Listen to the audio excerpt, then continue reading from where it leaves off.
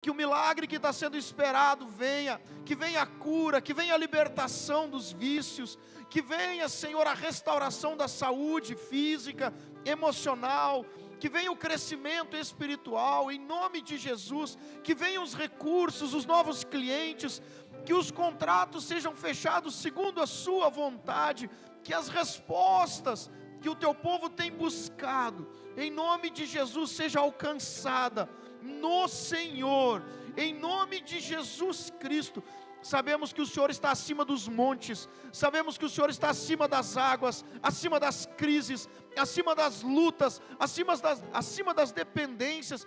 Por isso nós oramos nessa noite, Senhor, onde há um clamor, sabemos que a Tua presença ali está, e nós oramos, Deus, que seja feita a Sua vontade, aqui na terra, na nossa vida, na nossa casa, na nossa família, no meio dos nossos sonhos, como ela é feita nos céus, porque o Senhor é o nosso Deus, o único, e em nome de Jesus Cristo, já te agradecemos, amém, amém.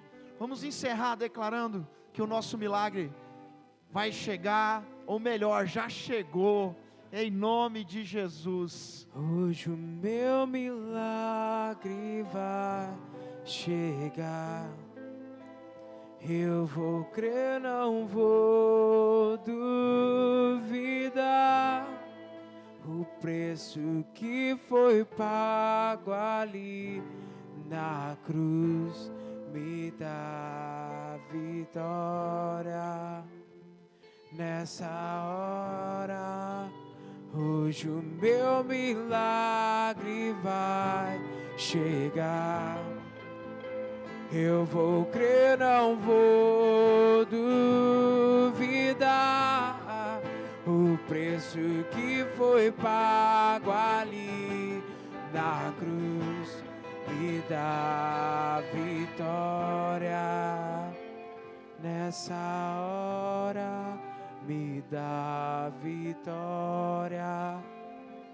Nessa hora. Senhor, nós já te agradecemos. Você consegue levantar suas mãos aos céus e começar a agradecer a Deus? Já agradeça a Ele por esse pedido de oração que está aí na sua mão agora. Já agradeça a Deus pela resposta que você estava buscando. Já agradeça a Deus pelo milagre. Já agradeça a Deus pelos clientes. Já agradeça a Deus pelos contratos. Já agradeça a Deus pela cura, pela libertação, pela saúde, pela restauração, pela provisão. Aleluia. Obrigado, Jesus. Obrigado porque o Senhor não esquece dos teus filhos. Obrigado pela tua misericórdia. Obrigado pelo teu favor. Obrigado pela tua graça. Obrigado, Senhor, pela tua resposta. Obrigado, Jesus. Obrigado, Deus. Aleluia. Glória a Deus. Você pode aplaudir ao Senhor em nome de Jesus. Aplaude mais forte Ele. Aleluia. Glória a Deus. Amém. Olha para o teu irmão e diga para ele: seu milagre já chegou. Já foi liberado. Amém. Glória a Deus. Bênção. Boa noite, queridos. Pode se assentar. Boa noite, você que está na sua casa também, ligado conosco. Nós temos os institucionais? Sim, temos. Então, pode soltar, depois a gente volta.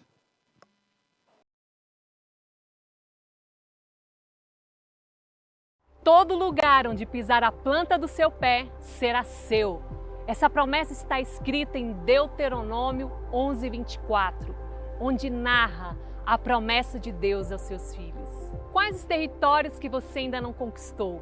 Família, finanças, ministério. A vida é feita de batalhas e todos os dias precisamos lutar para conquistar o nosso lugar. Chegou a hora de você tomar posse dessa promessa. Participe conosco da campanha Pisando na Terra dos Milagres, em julho, aqui na Sara.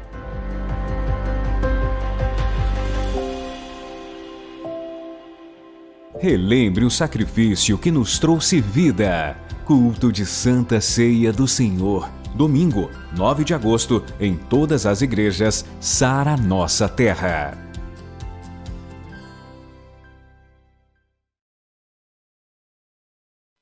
Amém. Glória a a Deus. Estão já avisando aí da Santa Ceia, dia 9, tá? Teremos, glória a Deus. Já estamos chegando no mês de agosto, passa rápido, né, gente? Passa rápido.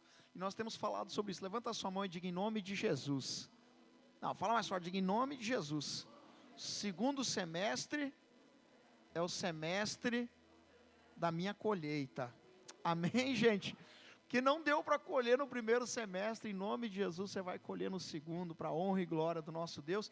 E nós cremos, existe uma palavra de porção dobrada, né? Não é verdade? Existe a promessa de porção dobrada, que venha a porção dobrada sobre a sua vida também, em nome de Jesus. Amém? Queridos, hoje a palavra vai ser com o líder Jonathan, então eu queria que vocês recebessem ele com uma salva de palmas. Amém. Glória a Deus, queridos. Gente, boa noite. Como o pastor já falou, para quem não me conhece, eu sou o Jonathan, sou líder da equipe Lions. Gente, em cima dessa campanha que a gente está trabalhando, que é Pisando na Terra do Milagre, eu quero trazer uma palavra para vocês hoje, amém? E o título dessa palavra é Lute para Conquistar. Você precisa lutar para você conquistar aquilo que Deus tem para você, amém? E eu quero começar lá no livro de Números, porque o que tem poder para mudar a tua vida é a palavra de Deus, amém? Números capítulo 13, a partir do verso 1. Diz assim: Disse o Senhor a Moisés: Envia homens que espiem a terra de Canaã, que eu hei de dar aos filhos de Israel. De cada tribo de seus pais enviareis um homem, sendo cada qual príncipe entre eles. Versículo 3. Enviou-os Moisés do deserto de Parã, segundo o mandato do Senhor. Todos aqueles homens eram cabeças dos filhos de Israel. Amém? Curva tua cabeça em reverência à palavra de Deus. Senhor, em nome de Jesus, nós queremos colocar, Senhor Deus, apresentar essa palavra diante de Ti, Senhor Deus. Senhor Deus, o que tem poder para mudar vidas é a Tua palavra, Senhor Deus. Que o Senhor fale com cada um nessa noite, que o Senhor ministre em cada coração, que o Senhor traga à luz a palavra do Senhor, Pai, em nome de Jesus Cristo, amém. Queridos, eu quero começar falando para vocês um pouco sobre esse texto, A gente leu ali, onde Deus fala para Moisés enviar homens para espiarem a terra, mas num contexto dessa história, a palavra nos conta que o povo hebreu, o povo de Israel, o povo que era geração, que era povo de Deus, ele saiu da sua terra num período onde existia muita fome, onde existia seca, onde era o tempo de Jacó, tempo de José, todos conhecem a história, e foram para o Egito, onde eles chegaram no Egito, eram 70 homens que eram os descendentes de Jacó, as 12 tribos, os 12 filhos de Jacó, um estava lá, e eles se instalaram naquele lugar, eles instalaram as suas raízes naquele lugar, e a palavra fala que aquela geração sucumbiu, aquela geração morreu, passou aquela geração, e se levantou, foi se multiplicando essa geração, e aquele rei que estava no poder, que conhecia Jacó, que conhecia José, onde José era governador, ele morreu, ele passou muitos anos, e a palavra fala que aquele povo, ele se multiplicou muito, geraram filhos, geraram netos, e começaram a multiplicar, e levantou-se outro rei, outro faraó, naquele tempo, que ele olhou para aquele povo hebreu e disse: são numerosos, são poderosos, é um povo que se tornou forte, que se tornou um povo muito, muito grande mesmo, naquele tempo, naquele lugar lá, e ele ficou com medo.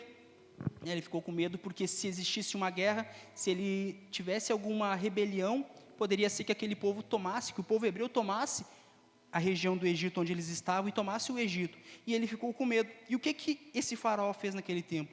Ele começou a infligir um jugo de escravidão sobre o povo. Ele começou a colocar trabalhos forçados para o povo hebreu, para o povo de Israel, para aquela nação que era tida como santa, como a nação de Deus. E eles começaram a trabalhar construindo as cidades do faraó, fabricando tijolos, um trabalho escravo, um trabalho duríssimo, nas plantações. Todo o trabalho mais difícil que tinha no Egito, colocava para o povo de Israel, era eles que faziam, eles eram os escravos, eles que tinham que fazer. E a palavra continua nos falando, você chega em casa, olha a palavra, leia a palavra, entenda mais, mas ela está lá em Êxodo, que ela continua falando sobre a história, e nesse período, a palavra fala que Deus levantou um homem, que Deus disse: chega, acabou, e levantou um homem, Moisés, né, a palavra vocês conhecem, a palavra fala que Deus levaria aquele povo para uma terra que emana leite e mel, né? Então, Deus levantou Moisés, Moisés saiu para falar com o faraó, para falar com aquele rei, né? As 10 pragas vieram, o povo foi levado até o mar onde foi aberto, Deus abriu o mar para eles passarem. Quando os seus perseguidores passaram, Deus fechou o mar. Amém? Até aqui estamos entendidos, né? Vocês lembram dessa parte? E aqui eu quero começar a palavra que eu quero trazer, que foi quando eles chegaram até o deserto. E eu quero que vocês entendam que nós estamos nessa campanha, pisando na terra do milagre. A terra da tua promessa Deus já te deu, mas Deus não falou que essa terra não teria nenhuma dificuldade. Deus, Ele falou, eu vou levar vocês numa terra que mana leite e mel. Mas Deus em nenhum momento falou, aquela terra está aberta, não tem ninguém, tem uma plaquinha, bem-vindos, pode entrar, é toda sua. Não, né? Jesus, quando Ele veio à terra, quando ele se fez carne, quando Ele veio por nós, Jesus em nenhum momento no seu ministério Ele disse que seria fácil. Em nenhum momento Jesus disse que seria barbada, que a gente não teria dificuldades, pelo contrário. Jesus disse que não veio para trazer paz, e sim a espada. Jesus disse lá em João 16:33, que no mundo passaria por aflições, mas tem de bom ânimo, eu venci o mundo. Amém? Então, gente, até aqui, né, o povo saiu, o povo passou pelo mar, o povo chegou ao deserto, né? Tem teólogos que falam, né, tem uma linha que fala que o povo que saiu, que passou o mar, até chegar às portas, às proximidades de Canaã, eles levaram 3 meses. Mas como assim, Jonathan? Né, a gente conhece a história que eles ficaram 40 anos no deserto. E quando a gente começou a nossa palavra, quando eu comecei a palavra, eu falei sobre Números 13, que eles chegaram à porta e enviaram espias. E hoje eu quero trazer para vocês 3 passos que você precisa dar em busca, né, em prol, para você entrar na tua terra da promessa. Amém? E o primeiro passo que eu quero trazer para vocês hoje, eu coloquei aqui, que eu botei assim, você precisa clamar. Diz para o teu irmão, olha para a pessoa que está do teu lado, diz, você precisa clamar. Êxodo, vamos lá para o livro de Êxodo, capítulo 3, versículo 7.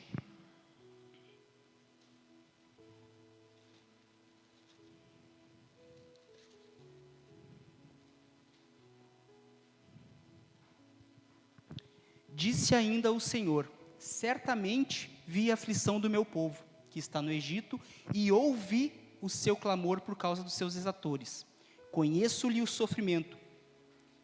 Por isso desci a fim de livrá-lo da mão dos egípcios e para fazê-lo subir daquela terra a uma terra boa e ampla, terra que mana leite e mel, lugar do cananeu, do eteu, do amorreu, do ferezeu, do eveu e do jebuseu. Pois o clamor dos filhos de Israel chegou até mim, e também vejo a opressão que os egípcios os estão oprimindo. Amém? Deus ouviu o clamor daquele povo, né? A palavra fala que Deus ouviu. Aquele povo, ele estava sobre um jugo de escravidão que já durava 400 anos, e Deus ouviu quando eles clamaram, quando eles disseram, Senhor, eu não aguento mais, chega. Deus ouviu o clamor dele, né? A palavra nos conta que Deus, ele é o mesmo ontem, hoje e será para todo sempre. Da mesma forma que Deus ouviu aquele clamor do povo de Israel, Deus tem ouvido o teu clamor. Eu não sei o que tu tem passado, mas Deus, ele vai vir em teu socorro. Amém, queridos?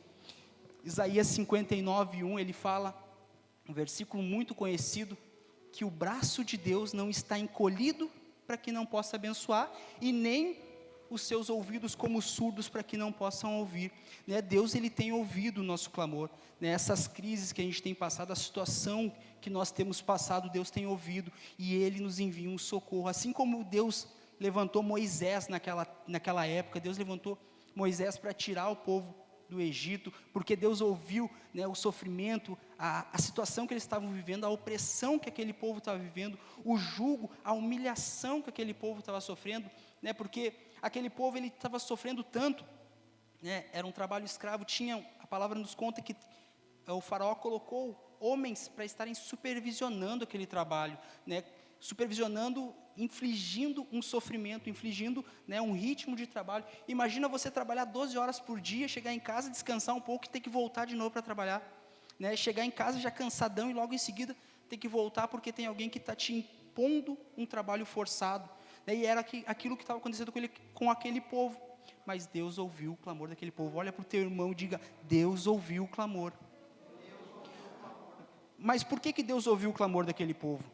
Porque eles clamaram, né? 2 Crônicas 7,14, o versículo famoso, o versículo que é o versículo da nossa igreja, diz que se o meu povo, que se chama pelo meu nome, se humilhar e orar e me buscar, então eu ouvirei dos céus, perdoarei os seus pecados e... Amém. Deus, Ele vai vir ao nosso socorro, mas nós precisamos clamar, né? Deus, Ele quer ouvir isso, né? O pastor, ele falou uma frase domingo que, né, mexeu muito comigo. Eu estava preparando a minha palavra, e eu não tinha como deixar de colocar, que o pastor disse assim, ó: a distância entre você e Deus é um clamor, né? A distância entre você e o teu milagre está num clamor, é só um clamor, você precisa clamar, né? Deus não vai mandar um auxílio enquanto você não abrir os teus lábios e dizer: Senhor, eu estou precisando de ajuda, né? O bispo Robson Rodovalho, ele traz no livro dele, Batalha Espiritual, que os anjos de Deus, eles lutam por nós, né? A palavra fala que aos anjos de Deus daremos ordens ao nosso respeito, e eles nos sustentarão. Deus, Ele quer te salvar, Ele quer te mudar, Ele quer trazer a vitória para a tua vida, mas Ele está esperando com que você abra a boca para mandar a bênção através dos anjos dEle. Então, o primeiro ponto, né, que eu trouxe para vocês é: você precisa clamar. O povo de Israel, ele clamou, né? Ele estava no momento da sua vida que eles estavam sofrendo muito, e eles clamaram, né? Quando eles clamaram, Deus enviou Moisés e disse: eu vou tirar o meu povo e vou levar o meu povo dessa terra de opressão e eu vou levar para uma terra boa, a terra da promessa, a terra que mana leite e mel, a terra onde eles não terão mais dificuldades, a terra onde eles serão o povo livre, o povo santo, o povo que eu escolhi. É lá que eu quero colocar eles. E o segundo ponto que eu quero trazer para vocês é que no deserto dependa de Deus. Amém? Deus levou aquele povo, tirou o povo, né, passou pelas 10 pragas, passou pelo Mar Vermelho, fechou o Mar Vermelho em cima dos seus perseguidores e levou para o deserto, né? E aqui eu quero dizer para vocês que o deserto é o lugar da provisão e do milagre de Deus. Mas como assim, Jonathan, né? Como que tu pode dizer que o deserto é o lugar da minha provisão e o lugar do meu milagre, né? Se o deserto é um lugar seco, árido, um lugar que não tem vida, um lugar que não tem frutas, não tem árvores, um lugar onde não tem sombra, como é que tu pode dizer para mim que o lugar do deserto, que o deserto é meu lugar de milagre? Porque é no deserto que você aprende a depender de Deus. Né, o povo quando saiu do Egito, né, o faraó estava tão atemorizado, o povo estava tão atemorizado que eles entregaram tudo que eles tinham, ouro, prata, né, roupas, entregaram para o povo sair. Só que o que tu vai comprar no deserto com ouro e prata? O que tu vai comprar, né? Tu vai comprar água, tu vai comprar comida num lugar onde não tem nada? Foi no deserto que Deus ensinou para eles como é que eles precisavam depender de Deus. Foi no deserto que Deus mostrou a provisão. Foi no deserto que Deus enviou o maná. Foi no deserto que Deus enviou as codornizes, que Deus trouxe água da rocha. Foi no deserto, né, um deserto quente, árido, seco, que Deus colocou uma coluna de nuvens de dia e uma coluna de fogo durante a noite. Foi no deserto que Deus trouxe a provisão e o milagre dele, né? Eu não sei qual é o deserto que tu está passando, não sei qual é a situação que tu está passando, mas é no deserto que você vai ver a mão de Deus agindo na tua vida. Então Deus levou o povo hebreu para o deserto para ensiná-lo a caminhar, a depender. Jesus, quando, né, ele veio, eu sempre trago um pouco para Jesus, eu trago para a gente ver um pouco sobre Jesus. Jesus, ele veio, a palavra nos conta que ele foi batizado no Rio Jordão pelo João Batista, e o Espírito de Deus levou ele para o deserto para ser tentado 40 dias e 40 noites. Mas Jesus precisava ser provado, precisava depender de Deus, aprender a depender de Deus? Não, né? Jesus é o Filho de Deus, mas toda vez que Jesus enfrentou Satanás, toda vez que Jesus combateu ele, Jesus usou a palavra: mas está escrito. Mas como disse a palavra, Jesus sabia quem era o Deus que estava à frente deles, Jesus sabia quem era o Deus que ele dependia. Toda vez que você depende de Deus, ele envia o socorro. Amém? Aqui eu coloquei que eu não sei qual é o deserto que você está passando, né? Como eu disse, mas eu tenho a certeza que Deus, ele te levou. Você está no deserto hoje, se você está no deserto, é porque Deus quer te ensinar a depender dele, totalmente dele, porque dele, por ele e para ele é que são todas as coisas. E o terceiro ponto que que eu quero trazer para vocês, eu coloquei aqui, saiba quem é o teu general, né? E eu quero abrir com vocês Números, no capítulo 13, no versículo 30.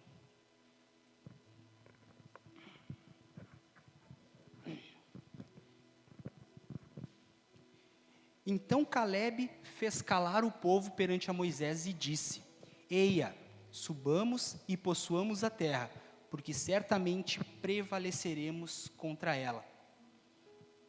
Porém os homens que estavam com ele, que tinham subido com ele, disseram: Não podemos subir contra aquele povo, porque é mais forte do que nós.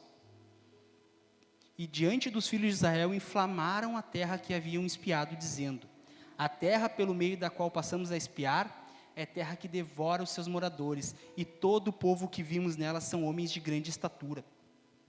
E agora vai lá para Números 14, versículo 6. Só vira a página aí. E Josué, filho de Num, e Calebe, filho de Jofoné, dentro dos quais espiaram a terra, rasgaram suas vestes. E falaram a toda a congregação dos filhos de Israel, dizendo: A terra pelo meio da qual passamos a espiar é terra muitíssimo boa. Se o Senhor se agradar de nós, então nos fará entrar nessa terra e nos dará terra que mana leite e mel. Tão somente não sejais rebeldes contra o Senhor, e não temas o povo dessa terra, porquanto como pão os podemos devorar. Retirou-se dele o seu amparo, o Senhor é conosco, não o temais. Amém? Queridos, né, Moisés enviou 12 homens a espiar uma terra que Deus tinha dado para eles. Como eu comecei falando, né, a terra era boa, a terra era maravilhosa, a terra, né, foi a terra da promessa, mas Deus não disse que não teria dificuldades. Deus não falou que seria uma terra que estaria ali, né, pode entrar, seja bem-vindo, né. Eles foram lá, espiaram a terra e viram que tinha dificuldades, viram que tinham situações que eles ainda precisavam, né, combater, né. Eu quero ainda abrir lá em Números 13, versículo 25, que foi logo depois que eles voltaram, que eles chegaram com um relatório para Moisés, que diz que ao cabo de 40 dias voltaram de espiar a terra, caminharam e vieram a Moisés e a Arão e toda a congregação dos filhos de Israel no deserto de Parã a Cádiz, deram-lhe conta a eles e toda a congregação e mostraram-lhe o fruto da terra. Relataram a Moisés e disseram: Fomos à terra a quem me enviaste, e verdadeiramente mana leite e mel, e este é o fruto dela. O povo, porém, que habita nessa terra é poderoso, e as cidades muito grandes e fortificadas, e também vimos ali filhos de Anak, né? Gente, o povo foi lá espiar a terra, chegou da terra, deu um relatório para Moisés, né, e toda a congregação: é boa, é a terra boa, é uma terra que emana leite e mel, é uma terra maravilhosa, né? O fruto que eles falam ali, se você ler a palavra, eles falam que era um cacho de uva que eles tiveram que carregar entre duas pessoas, um na frente e um atrás com uma vara e o fruto, né, de pendurado nela. Imagina o tamanho que era aquele fruto, de tão boa, de tão maravilhosa que era aquela terra. Porém, tem gigantes. Calebe e Josué foram 2 dos homens que disseram: não, vamos subir, aquela terra é boa, Deus tem dado para nós, né? Porque Calebe e Josué, eles tinham passado pelo deserto, eles tinham visto as maravilhas de Deus, e eles sabiam quem era o general deles, eles sabiam quem era aquele que ia à frente dele, né? Eu servi o exército há um tempo, e uma coisa que eu aprendi lá, uma coisa que a gente vê em filmes, uma coisa que a gente vê quando a gente vê essa questão de guerra, é que eles estão em formação, né, todo mundo em formação, e sempre tem um homem à frente, que é o mais graduado, que é um coronel, que é um comandante. Por quê? Né, porque ele é o primeiro que vai para a guerra, porque ele é o primeiro a lutar. Aquela situação que a gente vê em filmes, quando, né, vão chegar um exército contra o outro, que vai um à frente, né, para tentar uma paz, tentar um acordo de paz, ou é o que primeiro que começa a guerra, né, o comandante sempre vai à frente. E aqui que eu quero dizer para vocês, Josué e Calebe, eles sabiam quem ia à frente das batalhas dele. Josué e Calebe sabiam quem era o general deles, aquele que ia à frente, aquele que lutava, aquele que derrubava os gigantes. Amém? Né? Quando Deus é o teu general, nada pode te parar, nada pode te derrubar, nada pode te impedir de adentrar a terra prometida. Aquela terra era a terra da promessa, era a terra prometida, mas tinha os gigantes na beirada, na porta ali. E daí, porque tem gigantes na porta, porque tem uma dificuldade que eu preciso combater, então eu vou virar as costas e eu vou fugir. Não, eu sei quem é meu general, eu sei que Deus luta as minhas batalhas, então eu vou, e Ele vai me dar a vitória. Eu quero...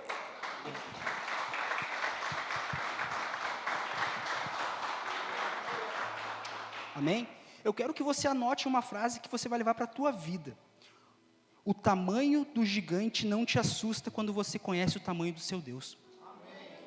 O tamanho do teu gigante não pode te afrontar quando você conhece o tamanho do teu Deus. Caleb e Josué, eles sabiam quem era o Deus que eles serviam. Eles sabiam que o Deus que trouxe eles, que fez eles passar por um deserto, era o mesmo Deus que daria aqueles gigantes, que derrubaria aquela situação para eles. Outro homem, né, outro homem que para mim é um cara assim que enfrentou, que foi lá, que destruiu, que, né, não impediu, o gigante não impediu de ele entrar na terra prometida, foi Davi. Né, Davi, ele chegou num campo de batalha, né, onde estavam os seus irmãos, onde estava o exército filisteu, afrontando o exército de Saul, e ele olhou o que ali? Um gigante, uma situação, né, inusitada, mas Davi entendeu que aquela terra que ele ia entrar era a terra da promessa dele. Como assim, Jonathan? Como era a terra da promessa dele? Né, perguntou Davi o que daria para o homem que derrubasse aquele gigante Golias. Olha, tu não vai mais pagar impostos, tu vai ser príncipe, porque tu vai se casar com a filha do rei, né, e tu terá riquezas. Davi viu aquela crise como uma oportunidade para ele vencer, para ele entrar na terra da promessa, para ele entrar na terra que Deus tinha prometido para ele. E o que ele fez? Davi sabia que ele, Davi, pequenininho, baixinho, 16 anos, né, não tinha condições de derrubar um gigante, mas ele sabia quem era o general dele. Davi sabia quem era aquele que ia à frente dele. E eu quero abrir com vocês em 1 Samuel 17, 1 Samuel 17, versículo 45.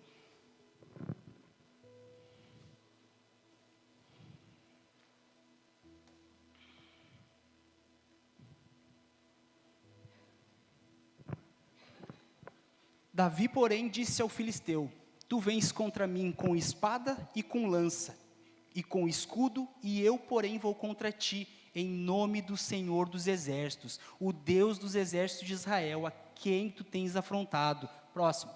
Hoje mesmo o Senhor te entregará nas minhas mãos, ferir-te-ei, tirarei-te a cabeça e os cadáveres do arraial dos filisteus, darei hoje mesmo às aves dos céus e às bestas feras da terra, e toda a terra saberá que há um Deus em Israel. Amém? Próximo versículo. 47.